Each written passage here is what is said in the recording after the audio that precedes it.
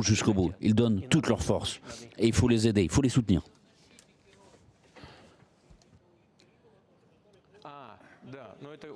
Oui, non, mais ça c'est une question importante. Oui, oui, je comprends. Vous avez raison. Qu'est-ce qu'on peut dire?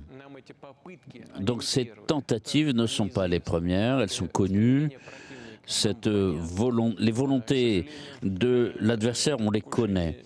Donc cet attentat n'est pas un cas isolé et c'est pas seulement contre des militaires, je l'ai déjà dit, je l'ai dit à votre collègue américain, il y a des attentats contre des journalistes, contre des personnalités civiles, par exemple la fille de Dugin. Ça, ce sont des signes du caractère terroriste du régime de Kiev. Mais, bien entendu, nos services, notre police ont laissé passer ces coups. Et ce que dire, donc c'est un travail à perfectionner pour éviter ces échecs graves pour nous.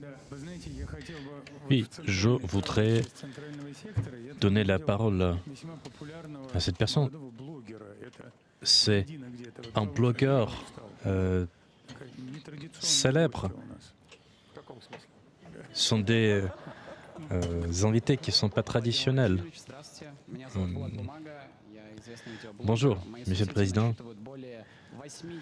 Mes réseaux sociaux comptent des millions d'abonnés. C'est la jeunesse. Et vous savez, la jeunesse passe beaucoup de temps sur les réseaux sociaux. La jeunesse regarde le contenu vidéo.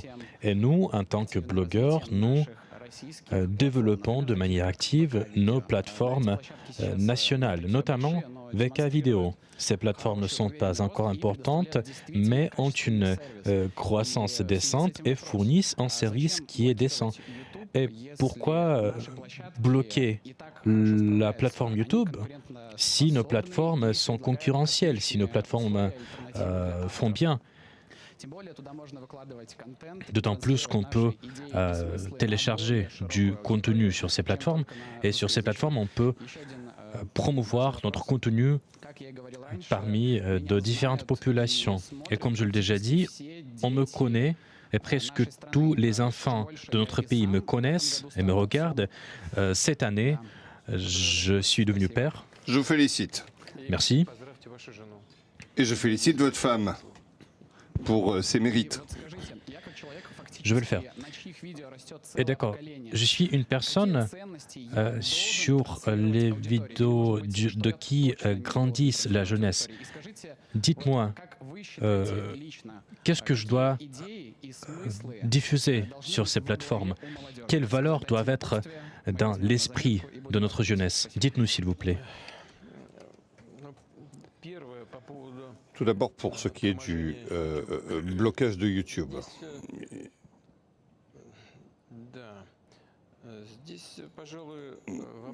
Ici, il s'agit plutôt d'une question de la part de YouTube plutôt que de notre pays. Donc, pour que... excusez-moi. Boumag, c'est Vlad Boumag, c'est votre pseudonyme? C'est mon nom de famille. Très bien. Donc, je vous félicite. Vous avez dit 80 millions, c'est ça? C'est un résultat tout à fait unique. Cela signifie que le contenu que vous proposez, que vous créez, répond aux attentes de 80 millions, de 18 millions d'interprètes de personnes. Donc ça, c'est très important. Pour ce qui est du blocage, Google, qui possède YouTube,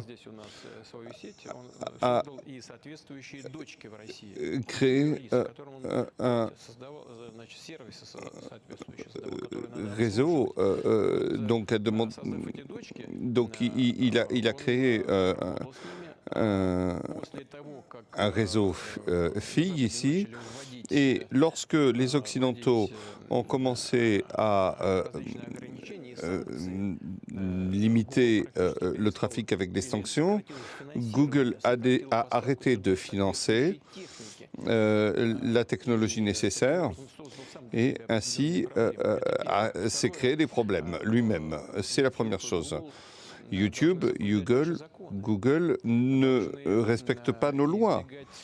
Ils doivent notamment empêcher les sites voyous ou les sites qui utilisent la culture ou la musique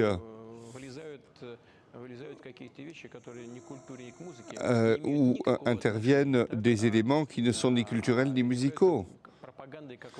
Propagande, par exemple, sur des plateformes politiques. Et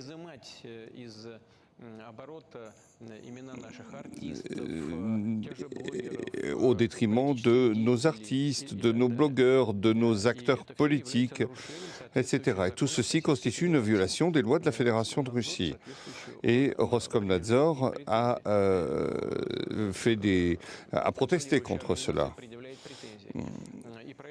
Et donc, ils doivent choisir. Soit ils observent nos lois, ils respectent nos lois, et ils pourront fonctionner. Mais s'ils veulent travailler ici, eh bien, ils doivent respecter les lois, sinon ils seront limités. Mais la concurrence grandit, YouTube, Telegram, VK.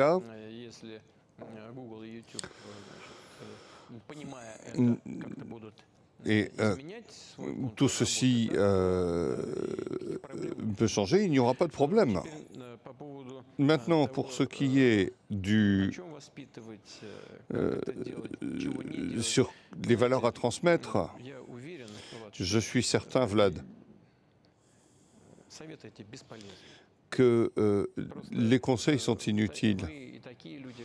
Vous faites partie des gens qui, surtout maintenant que vous avez un enfant,